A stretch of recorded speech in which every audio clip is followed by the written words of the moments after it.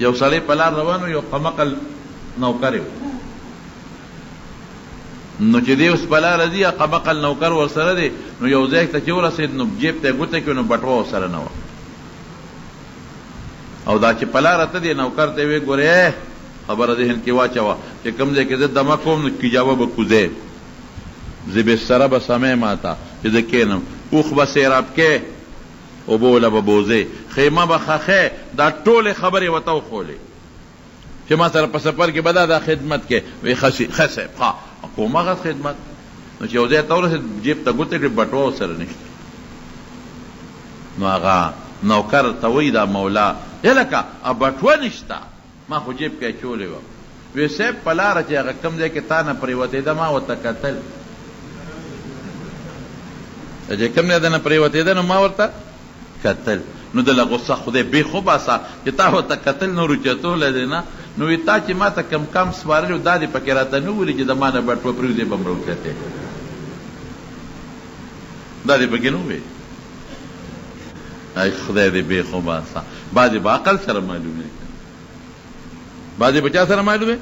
عقل سره. داسې خو نه کېږي. شیخ الهند صاحب یو ځل لمونځ کوه، نو په مانځه کې انسان تیرو صورت فاتحه یې را شوه، صورت یې شروع کړ. انسان دی، صورت فاتحه یې را شو، صورت یې شروع کړ. نو شاته نه یو بنډیسي والا آواز ورکړ، وی الحمد شریف پڑھو. په مانځه کې ورته وایي الحمدلله. نو هغه زر خیال شو، نو صورت فاتحه یې ووایي. او چې مونځ یې خلاص کړ، نو هغه بنډیسي ما له آواز چا راکړ، هغه وایي صاحب ما سینې ورته وډبوله، ما د آواز درکړه. وی ته مونځ بیا وکړه، زمونږ وشو او ته مونځ بیا وکړه. هسه وایي وایه ویده ته ګوره چې چا ورته مونځ وښو د هغه وشو، او چې څوک یې ښیي د هغه ونه شو. وښو درته ما چې الحمد شریف پاړو، نو ستا وشو او زما ونه شو.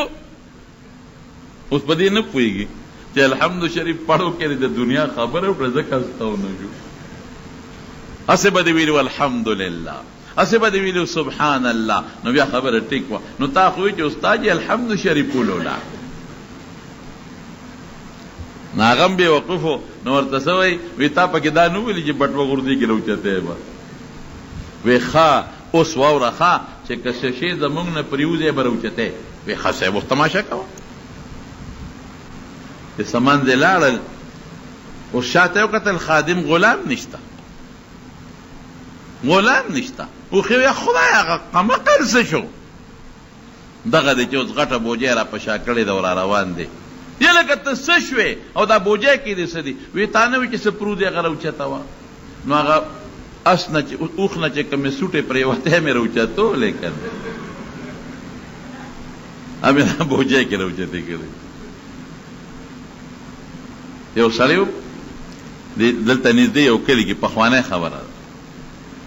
نو هغه خان نوکر ته ویل لکه سار چې که خیر را پاسې که نه، نو میرزا ډېر ته به دې لېږم پلانکي خان له. وی ښه جي. اوس سار چې مونځ وشو، چې مې وسکلی شو، سړی رانغی. یا خدایه سړي ته خو ما وی چې سار مونځ وچې نو زه دې میرزا ډېر ته لېږم پلانکي خان له. سړی نشته، روک شو، څه مسله ده؟ دغه دی چې 11-12 بجې شو، خولې ته بیږي او یو غټ کاڼی په اوږه کړی دی، غټ مضبوطه و دا ساګانې ځي راځي. او نیک ته وایي دا کوم ځای وغورځوم؟ خدای دا څه په بلا سره دا دونه غټ کاڼی، دا کوم ځای وغورځوم؟ وایي دا څه دي؟ وایي صاحب کوم ځای وغورځوم؟ مړې کړمه، بیا خبرې کوو که نه؟ وایي ښه دغلته وغورځوه.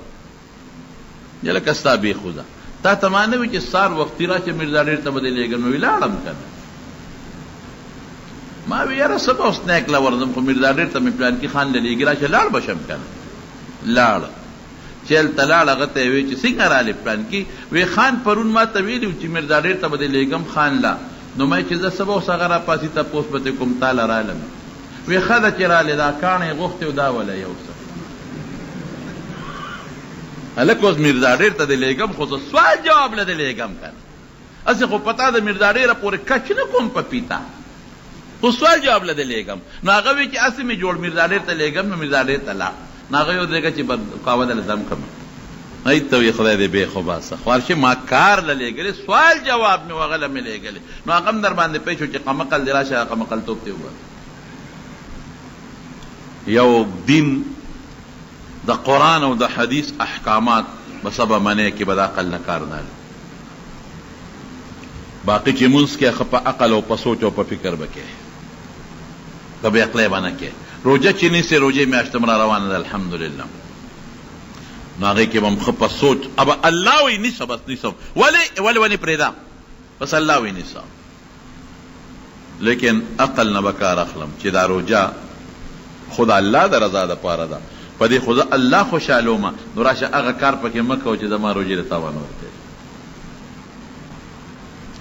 هلته حضرت ابوبکر صدیق رضی الله عنه چې حضور پاک د معراج نه راغی نه ابوجهل ولا مخه کې ورغی راشه که نه ملګري خو دې بل څه وایي څه وایي وایي چې بېګا په لږ ساعت کې بیت المقدس ته تللی م او بیا واپس راغلی منې مړوي دا خو وړه خبره ده که وایي چې دا اسمان ته تللی م او بیا راغلی م دا منم دا د عقل خبره ده وی چې دغه زه دا منمه چې سهار او ماښام له جبریل د عرش نه راځي وحی راوړي دا د عقل خبره ده عقل ستا دا اخلي نه او خدای وایي رسول وایي زه منم نو چې کوم احکامات دي عقل به نه چلی چې کوم عقیده د عقل به نه چلی منې خو چې عمل کې نو د عمل لاندې به عقل بیا چلی چې د عمل خشته کم او ښکلی کم او مزیدارې کم او په هغه طریقه کم چې کومه طریقه ماته الله و رسول ښودلې د الله او د رسول د احکاماتو او د الله او رسول حکمونه منل هغې لاندې به دا کار کوي نو قد افلح من تزکا دا څه شی شو تزکیه زړه پاکول زړه صفا کول د حسد نه دړه نیستل بغض دړه نیستل ریا دړه نیستل غلط عقیده د زړه نیستل او دا په څه راځي دا په ذکر راځي او په مرګ چې ډېر مرګ سړی ځان ته رایاد کي په هغې راځي چې څومره ذکر کې د زړه زنګ به لر کېږي او د ذکر بیا مختلف قسمونه دي سهار ځان له ذکر د مازدیګر ځان له مانځه پسې ځان له ذکر بانک ځان له د بانک پسې ځان له ذکر خو چې کوم شي کې د الله نوم راځي که نه دا ذکر دی قرآن شریف هم یو ذکر دی د قرآن تلاوت کول دا هم یو ذکر دی دویم شی څه خیر وروسته ورپسې فصلی چې دی د الله عبادت وکړي او دې بندګي وکړي د رب العالمین دا دویمه خبره لږه اوږده ده او انشاءالله که آینده جمعه خدای جون راکړه نو په دې به راته په آینده جمعه کې انشاءالله بیان وکړو خو الله فرمایي وذکر اسم ربه فصلی بل تؤثرون الحیات الدنیا وی تاسو دا ذکر او زه او مونځ یېر کړی دی عبادت هم یېر دی دنیا پسې شوی والآخرة خیر و ابقا ورې د دنیا نه آخرت ډېر بهتر دی او دنیا جون ختمېدو والا دی او آخرت جون نه ختمېدو والا دی ان هذا لفی الصحف الاولى صحف ابراهیم او موسی دا نصیحت چې دا تاسو ته ما کوم وکړه مخکې نه دا یوازې تاسو ته نه دی دا موسی علیه السلام ته نورو پیغمبرانو ته شوی دی نو رب العالمین دې زمونږ زړه صفا کړي الله یې زمونږ باطن صفا کړي او رب العالمین دې مونږ په ذکر جبه ګویا کړي زمونږ زړه دې خدای په ذکر باندې ګویا کړي او الله دې مونږ ته خپل یاد زمونږ په رګونو رګونو کې کېنولی کړي رب ذوالجلاله که څوک بیماران دي ته وله شفا ورکړي بعضې دوستان د هغه ریږي او ځای بل ځای لرې برې نه راځي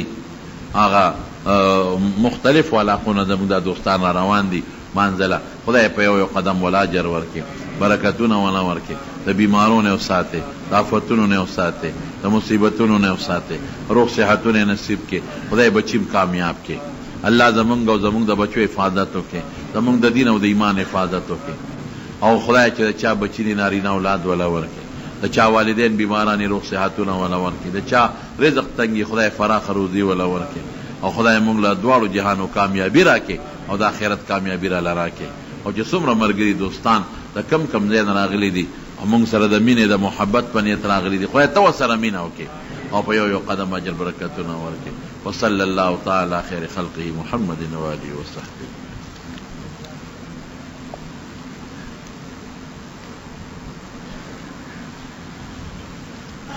په دې خو پوه نه شوم چې دا څه شی دی. الټا سملاستېدل باید سړی الاوړې سملی، دا ګناه ده. نبی کریم صلی الله علیه وسلم فرمایي وی الاوړې ملاسته د خدای ډېره بدي شي، الاوړې ملاسته د خدای ډېره بدي شي. نو چې ته سملې نو ستونې ستا سمله، بلکې ښه دا ده چې پخي طرف سمله په داسې طریقه چې قبلې ته دې مخ راشي. او که یو سړی بیا د شپې ځان نه دی پې الاوړی شو نو دا خو د غلطي نه ده، خو خیر ځان دې ورو عادت کړي. نو یو سړی الاوړې ملاستو نو رسول الله مبارک پې راتېر شو، وی دا ملاسته د خدای ډېره بدي شي. نو خپل کوشش کوه چې په الاوړې قصدن مه سمله، یا ستونې ستا سمله او یا پخي طرف سمله چې قبلې ته دې مخ راشي، دغه مستحبه ملاسته. مقبره کې فضول ناسته کول، مقبره خیر د جومات نه دی، که یو سړی پکې کښېني کښېناستی شي، پکې کرکټ کول پکې جایز دی او که پکې جایز نه دی.